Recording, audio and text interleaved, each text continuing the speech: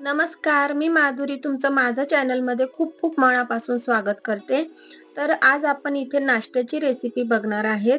तर इथं मी इडलीच्या बॅटरपासून बनवलेले हे आप्पे आहेत. हे आप्पे खायला खूप छान आणि असे चविष्ट लागतात आणि खूप साध्या सोप्या पद्धतीने बनतात. तर ही रेसिपी तुम्ही नक्की ट्राय करा. चला तर मग बनवूया. इथं मी कढईमध्ये 2 मोठे चमचे तेल गरम केलं आहे. तेल गरम झाल्यानंतर त्यामध्ये 1 चमचा मोहरी टाकायची आहे.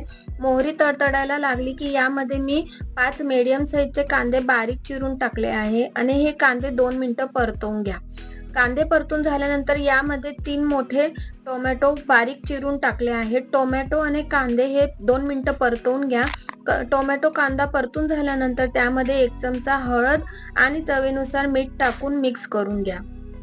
हा कांदा आणि टोमॅटो मऊ होईपर्यंत हे व्यवस्थित असं परतवून घ्या. तर बघा इथं कांदा आणि टोमॅटो मऊ झाल्यानंतर इथं मी हे इडलीचं बॅटर घेतलं आहे. हे इडलीचं बॅटर कमीत कमी 1 किलो एवढं येईल. त्यामध्ये मी हे बनवलेलं कांदा टोमॅटोचं मिश्रण टाकत आहे आणि हे मिश्रण टाकून झाल्यानंतर आपल्याला हे इडलीचं बॅटर व्यवस्थितपणे असं मिक्स करून घ्यायचं आहे. बघा या पद्धतीने मिक्स करून घ्या. हे सगळं मिक्स करून झाल्यानंतर यामध्ये कोथिंबीर बारीक चिरून टाका आणि कोथिंबीर टाकल्यानंतर परत हे एक वेळेस छान असं मिक्स करून घ्या. हे सगळं मिक्स करून झाल्यानंतर इथं मी आप्पे पॅन घेतला आहे. आप्पे पॅन थोडं गरम करून झाल्यानंतर त्यामध्ये थोडं तेल टाकून घ्या आणि आपलं हे आप्पेचं बॅटर जे बनवलं होतं ते आप्पेचं बॅटर या पद्धतीने टाकून घ्या आणि लो फ्लेमवरती एक 10 मिनिटं होऊ द्या.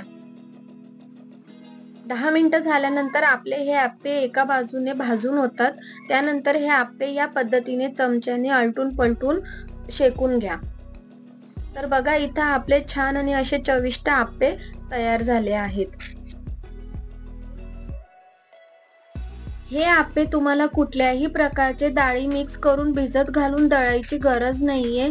हे फक्त इडलीचं बॅटर म्हणजेच फक्त तांदूळ आणि उडदाची डाळ भिजत घालून दळून बनवले आहे.